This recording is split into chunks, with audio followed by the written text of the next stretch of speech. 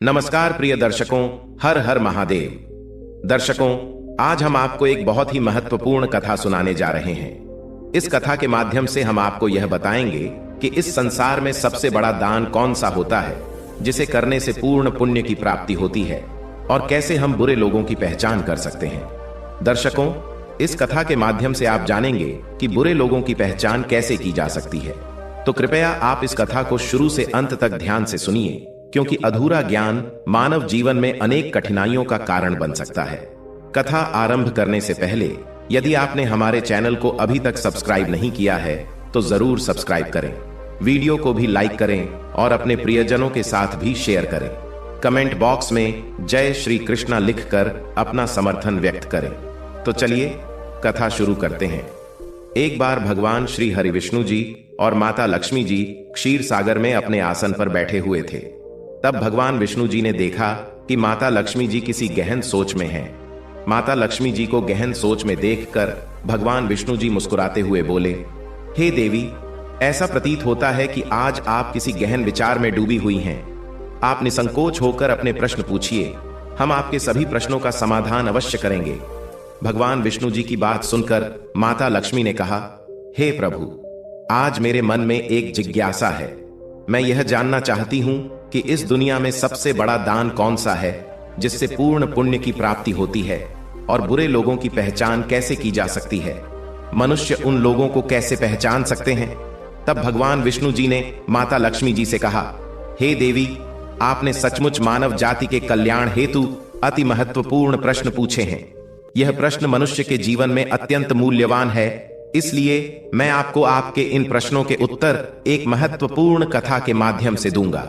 लेकिन आपको इस कथा को शुरू से लेकर अंत तक ध्यान पूर्वक सुनना होगा। तब माता लक्ष्मी जी ने उत्तर दिया, हे प्रभु, मैं आपको वचन देती हूं कि इस कथा को मैं पूरी श्रद्धा से सुनूंगी और इस कथा का प्रचार समस्त देवलोक में करूंगी। दर्शकों, भगवान श्री हरि विष्णु जी देवी लक्ष्मी से कहते हैं, हे देवी, एक समय की बात है। किसी नगर में एक राजा राज्य करता था। वह राजा बहुत ही बलशाली, वीर और अत्यंत ही बुद्धिमान था। इसके साथ ही वह धर्मपरायण और दयालु भी था। उस राजा की रानी भी संस्कारी और अत्यंत धार्मिक स्वभाव की थी। दोनों पति पत्नी भगवान भोलेनाथ के परम भक्त थे। वे दोनों प्रतिदिन शिव जी के मंदिर में जाकर उनकी पूजा अर्चना किया करते थे। यह उनका प्रतिदिन का नियम था। वह राजा अपने राज्य को धर्म पूर्वक चला रहा था। उसके राज्य में कोई भी व्यक्ति दुखी नहीं रहता था, बल्कि सारी प्रजा सुख और वैभव से संपन्न रहती थी। इसीलिए पूरे नगर में हर तरफ खुशियां ही खुशियां बिखरी रहती थीं। वहां के जानवर भी एक दूसरे को कोई हानि नहीं पहुंचाते थे। यहां तक कि एक ही नदी में शेर और बकरी शांतिपूर्वक पानी पीते थे। ऐसे ही दिन बीत रहे थे। राजा की उम्र ढलती जा रही थी और उनके विवाह को भी कई वर्ष बीत चुके थे, लेकिन उस राजा को कोई संतान नहीं थी। हालांकि राजा इस बात को लेकर अधिक चिंता नहीं करते थे। वह निश्चिंत होकर अपनी प्रजा के सुख दुख का ध्यान रखते थे और प्रजा भी उसे अत्यधिक प्रेम और सम्मान देती थी। एक दिन की बात है, वह राजा हर रोज की तरह अपनी पत्नी के साथ भगवान शिव जी के मंदिर की ओर जा रहे थे। तभी अचानक उसने देखा कि सामने वाले घर में एक स्त्री झाड़ू लगा रही है। राजा और रानी जब उस स्त्री के घर के पास से गुजरे तो वह स्त्री उन्हें देखते ही अपना चेहरा फेर कर तेजी से घर के अंदर चली गई। उस स्त्री का ऐसा व्यवहार देखकर राजा और रानी को बिल्कुल भी अच्छा नहीं लगा। राजा उस समय अपनी रानी के साथ भगवान भोलेनाथ की पूजा करने के लिए मंदिर जा रहा था, इसलिए उसने उस स्त्री से कुछ नहीं कहा और सीधे मंदिर पहुंचकर भगवान शिव जी की पूजा अर्चना की। पूजा के बाद राजा अपनी रानी के साथ वापस महल लौट आया। लेकिन महल पहुंचने के बाद राजा ने अपने एक सैनिक को बुलाया और उसे आदेश दिया कि तुम जाओ और नगर के बाहरी क्षेत्र में रहने वाली उस स्त्री को अपने साथ महल ले आओ। ध्यान रखना, तुम उसे कुछ भी मत बताना कि क्यों बुलाया गया है, बस उसे तुम हमारे पास ले आओ। भगवान विष्णु जी कथा सुनाते हुए आगे कहते हैं, हे देवी, राजा का आदेश पाते ही वह सैनिक तुरंत ही उस महिला के घर पहुंचता है। उस समय महिला का पति भी घर पर नहीं था। फिर वह सैनिक उस स्त्री के घर के दरवाजे को खटखटाने लगता है। कुछ देर बाद वह महिला अपने घर का दरवाजा खोलती है। सामने राजा का सैनिक खड़ा देखकर वह महिला हैरान होती है और पूछती है, क्या हुआ, आप मेरे घर पर क्यों आए हैं। उस महिला की बात सुनकर राजा का वह सैनिक उससे कहता है, चलो मेरे साथ। महाराज ने तुम्हें राजमहल में बुलाया है, उन्हें आपसे कुछ बात पूछनी है। यह सुनकर वह महिला अपने मन में सोचती है, आखिर महाराज का आदेश है, इसे ठुकराया तो नहीं जा सकता, मुझे राज दरबार में जाना ही होगा। उसके बाद वह सैनिक उस स्त्री को अपने साथ लेकर राजमहल पहुंच गया।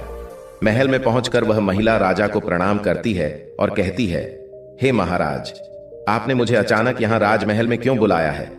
क्या मुझसे कोई गलती हो गई है? उस स्त्री की बात सुनकर राजा कहता है, तुम मुझे एक बार बताओ, आज सुबह जब मैं और मेरी पत्नी भगवान शिव जी के मंदिर जा रहे थे तो तुमने मुझे देखकर अपना मुंह फेर लिया और मुझे आते हुए देखकर तुम दौड़ते हुए अपने घर में चली गई। तुमने मुझे देखकर ऐसा दुर्व्यवहार क्यों किया? तब वह महिला निर्भीकता से राजा से कहती है, हे महाराज, आप भले ही मुझे मृत्युदंड दे दें तो भी मुझे कोई ऐतराज नहीं, परंतु मैं सच ही कहूंगी, आपके महल में बड़े बड़े विद्वान हैं, पंडित हैं, अगर मैं गलत बात बोलूं तो आप उनसे पूछ सकते हैं। हमारे नगर में यह मान्यता है कि जो सुबह सुबह आपका चेहरा देख लेता है तो उस व्यक्ति का पूरा दिन खराब हो जाता है, क्योंकि आप संतानहीन हैं। अभी तक आपको संतान की प्राप्ति नहीं हुई है, इसी कारण मैंने आपका मुंह देखकर अपना मुंह फेर लिया था और अपने घर के अंदर चली गई थी। उस महिला की ऐसी बात सुनकर राजा आश्चर्य में पड़ जाता है। वह अपने मन में सोचता है कि यह महिला तो बिल्कुल सत्य कह रही है। यदि किसी नगर के राजा को संतान नहीं हो तो यह उसकी प्रजा के लिए बिल्कुल भी शुभ नहीं माना जाता। उसके बाद राजा उस महिला को वापस अपने घर जाने की अनुमति देता है। फिर राजा अपने मन में यह विचार करने लगता है कि अब मुझे भगवान शिव जी के मंदिर में जाकर संतान प्राप्ति के लिए यज्ञ करना चाहिए। ऐसा सोचकर वह राजा अपने कक्ष में लौटकर रानी से कहता है, हे प्रिय, हमारे नगर के लोग हमारे चेहरे को देखना भी पसंद नहीं करते हैं, क्योंकि हमारे पास अभी तक कोई संतान नहीं है। इसलिए हमें भगवान शिव जी के मंदिर में जाकर संतान प्राप्ति का यज्ञ करना चाहिए।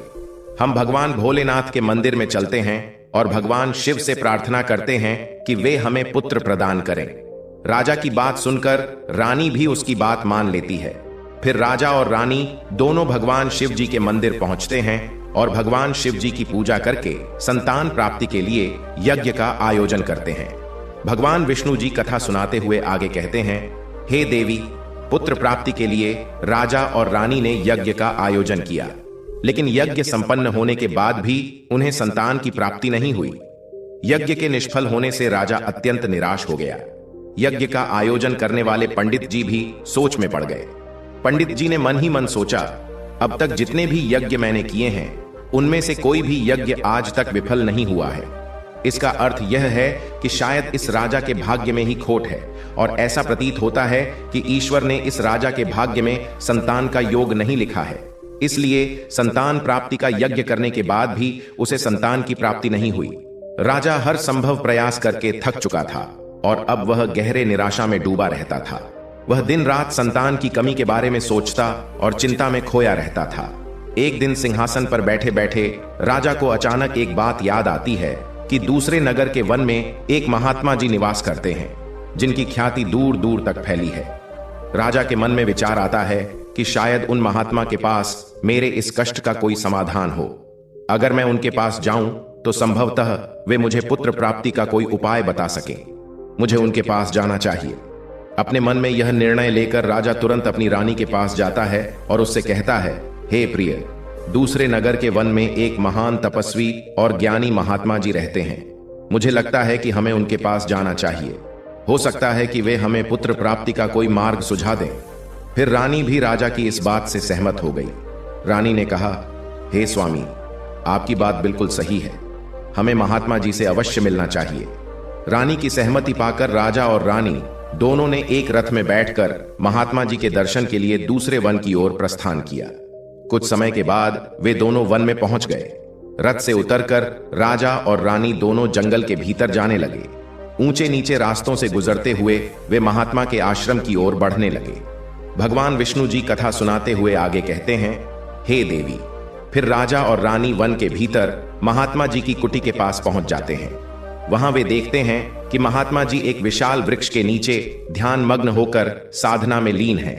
यह दृश्य देखकर राजा और रानी कुछ देर तक खामोशी से खड़े रह जाते हैं ताकि महात्मा जी की साधना में कोई विघ्न न आए। दोनों हाथ जोड़कर विनम्रता पूर्वक महात्मा जी के सामने खड़े रहते हैं। कुछ समय बाद महात्मा जी अपनी साधना से बाहर आते हैं और अपनी आंखें खोलते हैं। तब वे देखते हैं कि राजा और रानी उनके सामने अपने दोनों हाथों को जोड़कर खड़े हुए हैं। वे महात्मा जी उस राजा को अच्छी तरह से जानते भी थे, इसलिए वे राजा को देखते ही पहचान लेते हैं और राजा से मुस्कुराते हुए कहते हैं, हे राजन, आज आप यूं अचानक से हमारे पास किस प्रयोजन से पधारे हैं? तब राजा ने नम्रता से महात्मा जी को प्रणाम किया और अपनी व्यथा महात्मा जी को कह सुनाई। उसने बताया कि कैसे उन्होंने पुत्र प्राप्ति के लिए यज्ञ किया, परंतु सभी व्यर्थ गए। यह सब सुनने के बाद महात्मा जी कुछ क्षणों के लिए मौन हो गए और अपनी आंखें बंद कर लीं। वे ध्यानत होकर राजा के जीवन की घटनाओं का आंतरिक दृष्टि से अवलोकन करने लगे।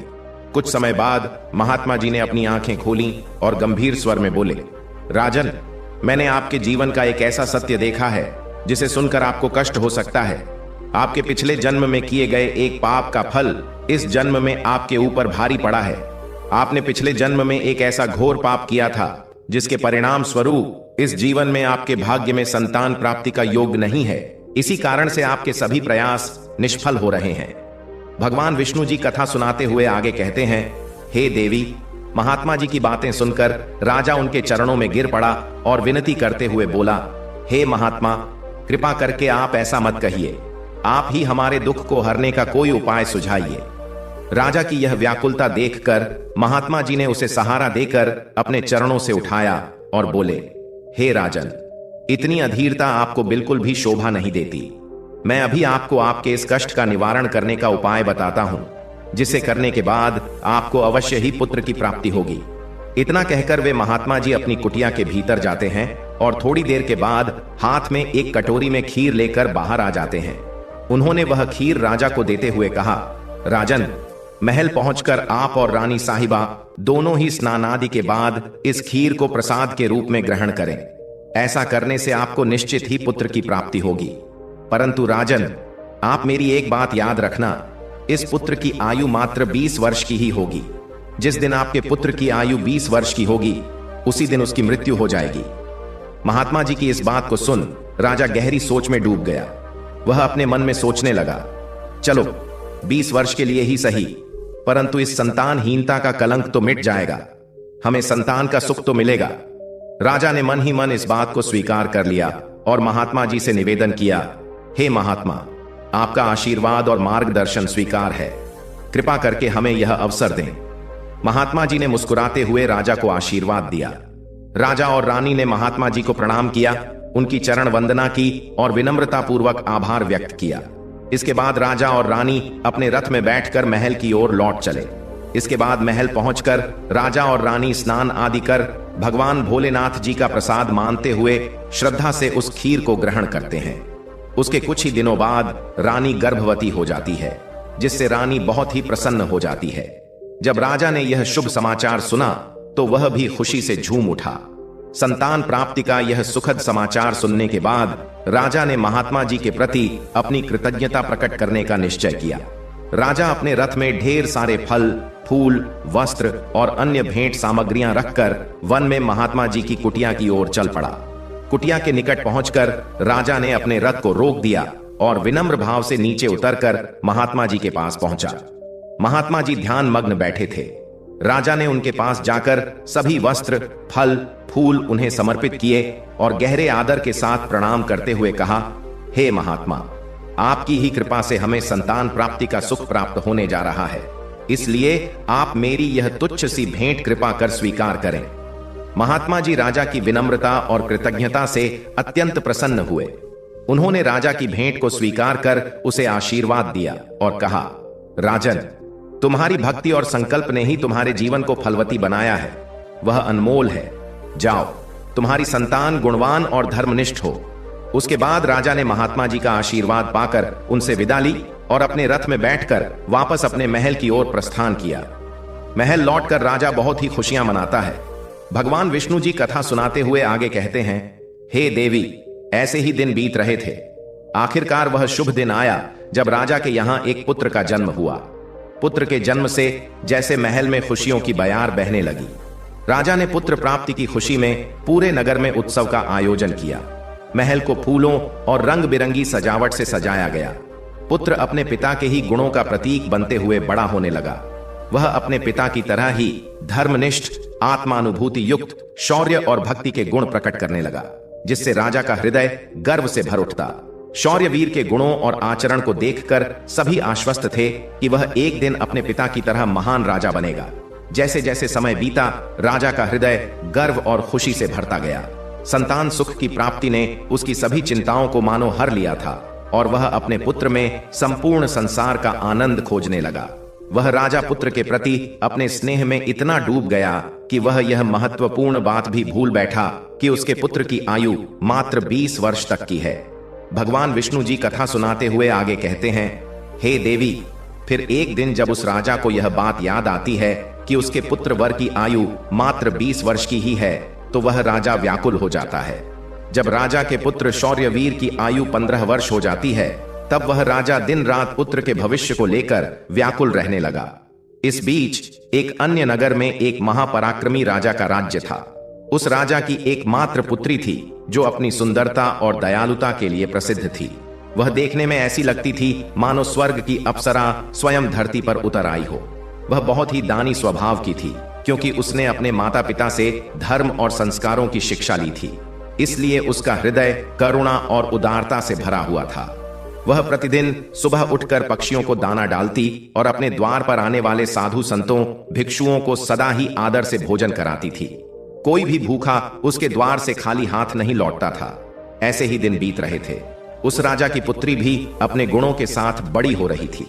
एक दिन जब शौर्यवीर के पिता को यह बात पता चली कि दूसरे नगर में एक धीर, वीर और पराक्रमी राजा राज्य करता है, जिसकी पुत्री गुणों की खान है, साथ ही वह अत्यंत सुंदर भी है, तो राजा ने अपने मन में सोचा कि ऐसी धर्मात्मा और तेजस्वी कन्या के साथ अपने पुत्र शौर्यवीर का विवाह करना उचित रहेगा।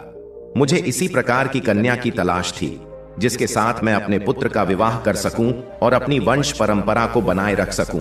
इस विचार के साथ ही राजा ने अपने मन में निर्णय किया कि वह उस राजा से प्रस्ताव रखेगा जिससे वह अपने पुत्र शौर्यवीर का विवाह उस सुंदर और धार्मिक कन्या के साथ कर सके। भगवान विष्णु जी माता लक्ष्मी से कहते हैं, हे देवी। फिर शौर्यवीर के पिता ने अपने पुत्र के विवाह का प्रस्ताव संदेशवाहक के माध्यम से दूसरे नगर के राजा तक पहुंचाया। जब दूसरे नगर के राजा ने यह प्रस्ताव सुना तो उसने अपने मन में विचार किया कि चलो, अब मुझे अपनी पुत्री का विवाह कर देना चाहिए। और मैंने सुना है कि इस राजा के पुत्र की आयु मात्र 20 वर्ष ही है। इस राजा का पुत्र बहुत ही योग्य, पराक्रमी और धर्मपरायण है। भले ही उसकी आयु का भविष्य अनिश्चित हो, इसलिए अगर उसके यहाँ कोई पुत्र पैदा हो गया तो उसका वंश आगे बढ़ता रहेगा, जिससे पुत्री भी अपनी संतान के साथ सुखी रहेगी। इन विचारों को मन में संजोए हुए उस राजा ने शौर्यवीर के विवाह प्रस्ताव को सहर्ष स्वीकार कर लिया। फिर कुछ ही दिनों के भीतर शुभ मुहूर्त में शौर्यवीर का उस राजकुमारी के साथ विवाह हो गया। वह राजकुमारी न केवल सुंदर थी बल्कि बहुत ही दयालु स्वभाव की थी। उसने अपने बचपन से ही यह नियम अपनाया था कि जब तक वह किसी भूखे या असहाय प्राणी को भोजन नहीं करवाती, तब तक वह स्वयं भोजन ग्रहण नहीं करती। उसके माता पिता ने उसे सेवा और दान की भावना सिखाई थी और उसने उसे अपने जीवन का अटूट हिस्सा बना लिया था। विवाह के पश्चात राजकुमारी का यह नियम उसके ससुराल में भी जारी रहा। हर सुबह वह महल के द्वार पर जाकर जरूरतमंद लोगों को भोजन करवाती और अपने हाथों से उन्हें अन्न दान करती। उसकी यह दया भावना देखकर महल के सभी लोग उसका बहुत सम्मान करने लगे थे। धीरे धीरे ऐसे ही समय गुजर रहा था और हर गुजरते दिन के साथ शौर्यवीर की उम्र भी बढ़ रही थी। राजा और रानी इस बात को लेकर मन ही मन चिंतित रहते कि उनका पुत्र अब अपने जीवन के अंतिम समय की ओर बढ़ रहा है। उन्हें महात्मा की वह भविष्यवाणी हमेशा याद रहती कि शौर्यवीर की आयु केवल 20 वर्ष ही होगी। इस दुखद सत्य को केवल राजा और रानी ही जानते थे। उन्होंने यह बात किसी और को नहीं बताई थी ताकि महल में कोई चिंता का माहौल न बने। जैसे जैसे शौर्यवीर की आयु 20 वर्ष की ओर बढ़ती जा रही थी, राजा और रानी के दिल की धड़कनें तेज हो जाती। अपने पुत्र के प्रति उनका प्रेम और मोह इतना अधिक था कि वे चाहकर भी इस चिंता से मुक्त नहीं हो पाते थे। भगवान विष्णु जी कथा सुनाते हुए आगे कहते हैं, हे देवी, फिर वह दिन भी आ जाता है जब शौर्यवीर के जीवन के मात्र 3 दिन शेष रह जाते हैं। राजा और रानी का दिल भारी हो जाता है। राजा बार बार अपने मन में सोचने लगा कि अब मैं क्या करूं। मेरा पुत्र 3 दिन बाद मुझसे हमेशा के लिए दूर हो जाएगा। क्या कोई ऐसा उपाय नहीं है जिससे मैं उसे बचा सकूं? रानी भी इस दुख से भरी थी और हर पल अपने पुत्र के जीवन की कल्पना करती रहती। इसलिए उनके पुत्र मोह ने उन्हें बीमार और कमजोर बना दिया था। दोनों इतने दुखी थे कि अब उन्होंने भोजन करना भी छोड़ दिया था, परंतु अपनी पीड़ा को उन्होंने किसी के सामने प्रकट नहीं किया। वे नहीं चाहते थे कि महल के लोग उनके पुत्र की मृत्यु की बात सुनकर दुखी हों और चिंता में पड़ जाएं। फिर वह आखिरी दिन भी आ पहुंचा, जिस दिन शौर्यवीर की आयु पूरी होनी थी, उसकी मृत्यु होनी थी। फिर उस दिन जैसे ही सुबह हुई, राजा और रानी अपनी चिंता और दुख से व्याकुल होकर भगवान भोलेनाथ के मंदिर में बैठकर उनकी पूजा अर्चना में लग गए। वे दोनों भगवान भोलेनाथ से प्रार्थना करते हुए कहने लगे, हे प्रभु, आप कृपा करके हमें पुत्र की मृत्यु होने के दुख को सहन करने की शक्ति दीजिए। हम जानते हैं कि जो भी किसी के भाग्य में लिखा होता है उसे कोई बदल नहीं सकता, वह होकर ही रहता है। परंतु हमारे लिए यह समय बहुत ही कठिन है। उधर राजकुमार शौर्यवीर की पत्नी अपने दैनिक धर्म कर्म के कामों में लगी हुई थी। हर दिन की तरह वह भूखे गरीबों और निर्धनों को भोजन करा रही थी, पक्षियों को दाना डाल रही थी और जरूरतमंदों की सहायता में लगी थी। उसे अपने पति की आयु के बारे में कुछ भी पता नहीं था, इसलिए वह निश्चिंत होकर अपने कार्यों में मग्न थी। इसी बीच यमलोक में धर्मराज जी ने देखा कि आज राजकुमार शौर्यवीर की मृत्यु का दिन है, तो उन्होंने तुरंत ही अपने 2 प्रमुख दूतों को बुलाया और उन्हें आदेश दिया, जाओ और अब से कुछ समय बाद राजकुमार शौर्यवीर के प्राण उसके शरीर से निकालकर अपने साथ यमलोक ले आओ। परंतु ध्यान रहे कि उसकी मृत्यु एक विशेष कारण से होनी है। उसकी मृत्यु एक सांड द्वारा उसे पीछे से ठोकर मारने से ही होगी। जब वह सांड राजकुमार शौर्यवीर को पीछे से ठोकर मारेगा, तभी उसके प्राण हमारे पास आ सकेंगे। इसके लिए तुम दोनों एक सांड के पास जाकर उसे राजकुमार शौर्यवीर की मृत्यु के लिए प्रेरित करो। धर्मराज के आदेशानुसार वे दोनों दूत यमलोक से धरती पर जाने के लिए तत्पर हो गए। भगवान विष्णु जी माता लक्ष्मी से कहते हैं, हे देवी। वे दोनों यमदूत राजकुमार शौर्यवीर के प्राण लेने के लिए आकाश मार्ग से होते हुए पृथ्वी लोक पहुंच जाते हैं। दूसरी ओर धर्मराज की माया के प्रभाव से एक सांड ने अपने मन में सोचा कि आज मुझे राजमहल के सुंदर बगीचे में प्रवेश करना चाहिए और वहां घूमना चाहिए। मुझे देखना चाहिए कि राजमहल का बगीचा कैसा है। फिर बिना किसी रुकावट के वह सांड धीरे धीरे चलते हुए महल के बगीचे में जा पहुंचा। संयोग से यह वही बगीचा था जहां राजकुमार शौर्यवीर प्रतिदिन टहलने के लिए आते थे।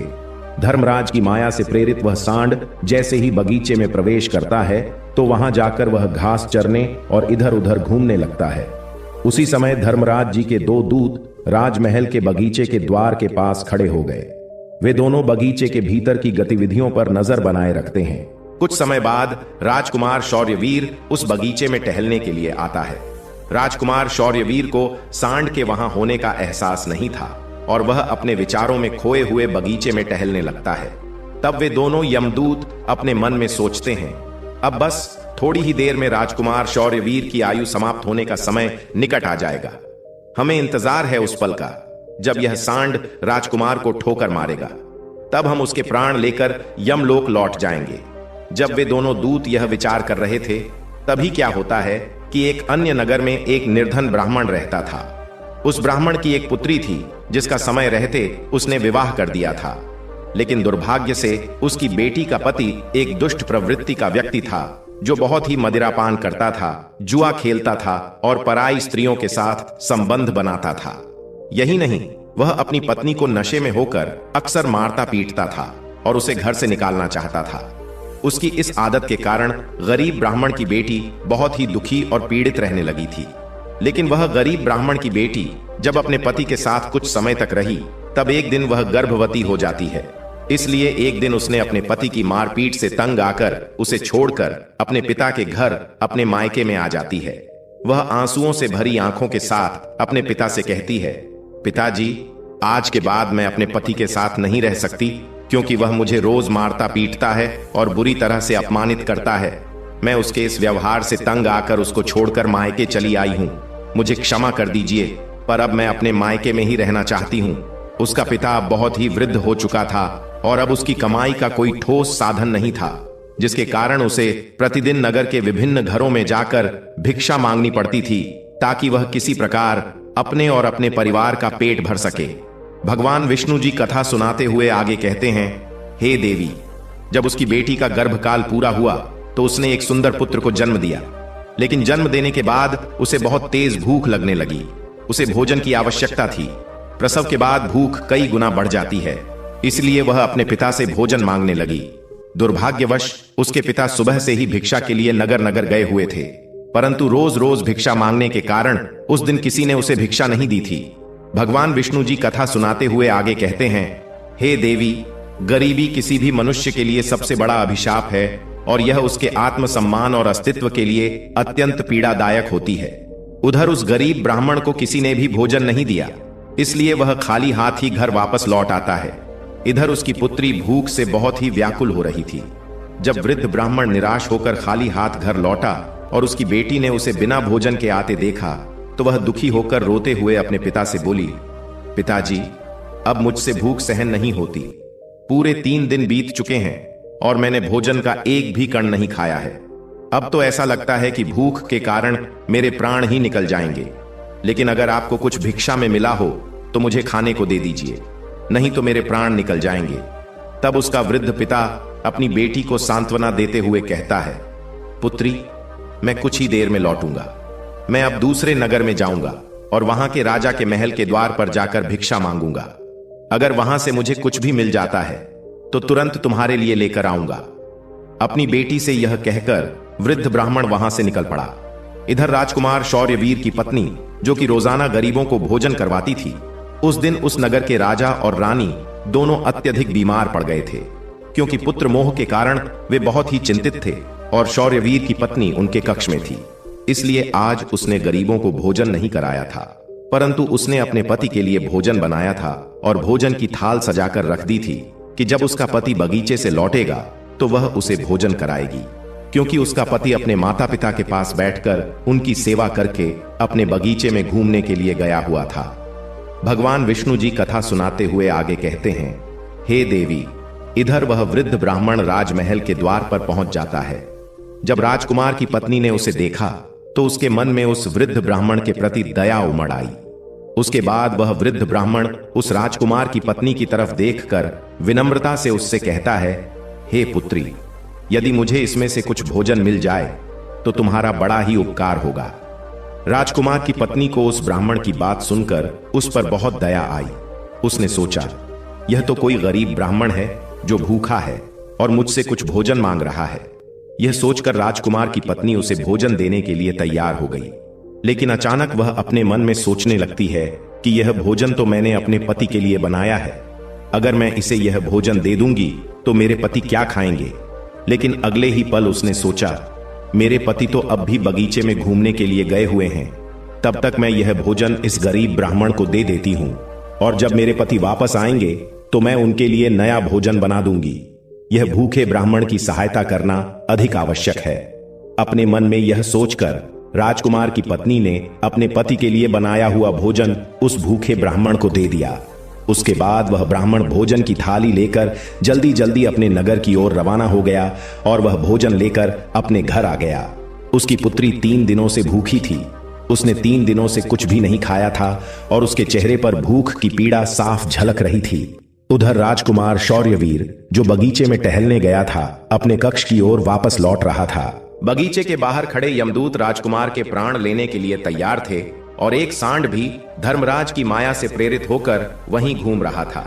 वे दोनों यमदूत मन में सोच रहे थे कि बस अब कुछ ही पल बाकी हैं और जैसे ही सांड राजकुमार को पीछे से ठोकर मारेगा, हम राजकुमार के प्राण हर लेंगे और यमलोक लौट जाएंगे।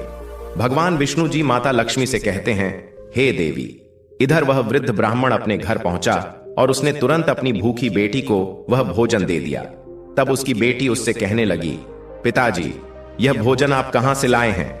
तब वृद्ध ब्राह्मण ने उत्तर देते हुए कहा, पुत्री, यह भोजन मुझे दूसरे नगर की महारानी ने दिया है। उस नगर के राजा की पुत्र वधू बहुत ही दयालु और उदार हृदय की है। उसने मुझ पर दया करके मुझे यह स्वादिष्ट भोजन दिया है। उस भोजन को देखकर उस वृद्ध ब्राह्मण की बेटी की आत्मा से आशीर्वाद निकलने लगा। वह भगवान से प्रार्थना करने लगी कि हे भगवान, जिसने भी मेरे पिता को यह भोजन दिया है उसका सुहाग अमर रहे और वह सदा सौभाग्यवती बनी रहे। जैसे ही उसने भोजन का निवाला अपने मुंह में डाला, उसकी आत्मा की तृप्ति हो गई और उसकी आत्मा से सच्चे मन से आशीर्वाद निकलने लगे कि महारानी का पति दीर्घायु और स्वस्थ रहे। इधर राजकुमार शौर्यवीर अपने महल की ओर बढ़ रहा था और बगीचे के बाहर खड़े यमदूत उसकी मृत्यु का बेसब्री से इंतजार कर रहे थे। परंतु जैसे ही राजकुमार बगीचे में उस सांड के सामने पहुंचा तो सांड ने तुरंत उसे पीछे से ठोकर मारने के लिए अपनी ताकत जुटाई। वह अपनी सींग से उसे मारने ही वाला था कि तभी अचानक से 2 देवदूत वहां प्रकट हो जाते हैं और अपनी दिव्य शक्ति से उस सांड को बेहोश कर देते हैं। वह सांड हिल भी नहीं पा रहा था, उसमें आगे बढ़ने की बिल्कुल भी शक्ति नहीं बची थी। इस पर वह सांड अपने मन में सोचने लगा कि यह मुझे क्या हो गया। अभी तो मैं इस राजकुमार को पीछे से ठोकर मारने आया था और अब मैं खुद ही चलने में असमर्थ हूं। उसकी समझ में नहीं आ रहा था कि यह सब कैसे और क्यों हो रहा है। भगवान विष्णु जी माता लक्ष्मी से कहते हैं, हे देवी, यह सब उस ब्राह्मण की भूखी बेटी के आशीर्वाद का प्रभाव था जो उसने भोजन करते समय दिया था। उस आशीर्वाद की शक्ति के कारण ही वे देवदूत वहां आकर खड़े हो गए थे। इसके बाद वे देवदूत यमराज के उन दूतों से कहते हैं, हे यमदूत, तुम इस राजकुमार के प्राण नहीं ले सकते। जिस प्रकार श्राप असर दिखा सकता है उसी प्रकार आशीर्वाद भी फलित हो सकता है। अब राजकुमार और सांड के बीच वे 2 देवदूत आशीर्वाद रूपी दीवार बनकर खड़े थे और राजकुमारी का दान मृत्यु के समय को आगे नहीं बढ़ने दे रहा था। फिर वे यमदूत उन देवदूतों से कहते हैं, हे देवदूतों, तुम सभी यहां से लौट जाओ और हमें हमारा काम करने दो, क्योंकि हमारा उद्देश्य है इस राजकुमार के प्राण लेकर यमलोक लौट जाना। तब देवदूतों ने दृढ़ता से उत्तर दिया, नहीं यमदूतों, ऐसा कभी नहीं हो सकता। हमारे रहते यह असंभव है, क्योंकि हमें स्वयं भगवान शिव जी ने यहां भेजा है। दोनों पक्षों के बीच बहस छेड़ गई और फिर यह बहस धीरे धीरे एक युद्ध में बदल गई। देवदूतों की अद्वितीय शक्ति के सामने यमदूत असहाय हो गए और हार मानकर वापस यमलोक लौट गए। यमलोक में पहुंचकर यमदूतों ने यमराज जी से कहा, हे महाराज, हम उस राजकुमार के प्राण नहीं ले पाए। तब यमराज जी अपने उन दूतों से कहते हैं, यह कैसी विडंबना है, तुम लोग खाली हाथ क्यों वापस लौट आए? यमराज जी की बात सुनकर यमदूत यमराज जी से कहते हैं, हे महाराज, हम उस राजकुमार के प्राणों को लेने के लिए गए थे, लेकिन अचानक से पता नहीं 2 देवदूत हमारे सामने आकर खड़े हो गए और उन दोनों के सामने हमारी कोई भी शक्ति काम नहीं कर पाई। यमराज यह सुनकर सोच में पड़ गए और बोले, ऐसी कौन सी बड़ी शक्ति है जो उस राजकुमार की मृत्यु के मार्ग में बाधा बन रही है? फिर वे यमदूत यमराज जी से कहते हैं, हे महाराज, एक तो उसके दान की शक्ति और आशीर्वाद की शक्ति, जिसने देवदूतों को और भी शक्तिशाली बना दिया है। तब यमराज जी अपने दूतों से कहते हैं, लगता है यह कार्य तुमसे नहीं हो पाएगा, तुम लोग रहने दो, मुझे स्वयं पृथ्वी लोक पर जाकर उस राजकुमार के प्राण लेने होंगे। भगवान विष्णु जी कथा सुनाते हुए आगे कहते हैं, हे देवी। फिर अपने दूतों से इतना कहकर यमराज जी स्वयं पृथ्वी लोक पर पहुंच जाते हैं और उस राजा के महल के बगीचे में प्रकट होते हैं। वहां उन देवदूतों से यमराज जी कहते हैं, हे देवदूतों, क्या तुम लोग नहीं जानते कि विधि का विधान अटल है?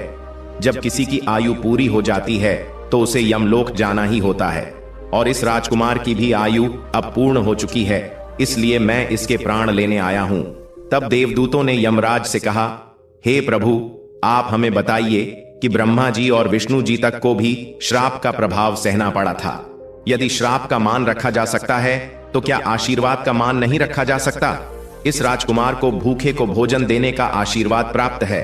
उन देवदूतों की बात सुनकर यमराज जी उन देवदूतों से कहते हैं, आप लोग सत्य कह रहे हैं, परंतु अब मुझे क्या करना होगा? तब वे देवदूत यमराज जी से कहते हैं, हे प्रभु, आप इस राजकुमार की आयु 100 वर्ष कर दीजिए, इसके बाद ही आप इस राजकुमार के प्राण लेने के लिए पधार सकते हैं, और यही भगवान शिव जी का भी आदेश है। उन देवदूतों की बात मानकर यमराज जी ने राजकुमार शौर्यवीर की आयु 100 वर्ष कर दी और वापस यमलोक लौट गए। भगवान विष्णु जी कहते हैं, हे देवी, इसी प्रकार एक भूखे को भोजन देने के पुण्य के कारण उस राजकुमार की मृत्यु टल गई और उसकी आयु भी बढ़ गई। इसी कारण कहा जाता है कि अन्नदान सबसे बड़ा दान है। किसी भूखे को दिया गया अन्न अश्वमेध यज्ञ के फल के बराबर होता है। भगवान विष्णु जी माता लक्ष्मी जी से कहते हैं, हे देवी, अब तो आपके सभी प्रश्नों के उत्तर आपको मिल गए होंगे। तब माता लक्ष्मी जी भगवान श्री हरि विष्णु जी से कहती हैं, हे प्रभु, आज आपने मुझे अद्भुत ज्ञान प्रदान किया है और मेरे सभी प्रश्नों का समाधान भी कर दिया है। इसलिए मैं आपको विश्वास दिलाती हूं कि मैं इस कथा का विस्तार समस्त संसार में अवश्य करूंगी। तो दर्शकों, आशा है यह कथा आपको जरूर पसंद आई होगी। अगर आपको यह कथा अच्छी लगी हो तो वीडियो को लाइक और चैनल को सब्सक्राइब अवश्य करें। इस वीडियो को अपने दोस्तों के साथ भी शेयर करें। कमेंट बॉक्स में लिखिए जय श्री राधे कृष्णा। तो मिलते हैं अगले वीडियो में। तब तक के लिए आप अपना ख्याल रखिए। धन्यवाद।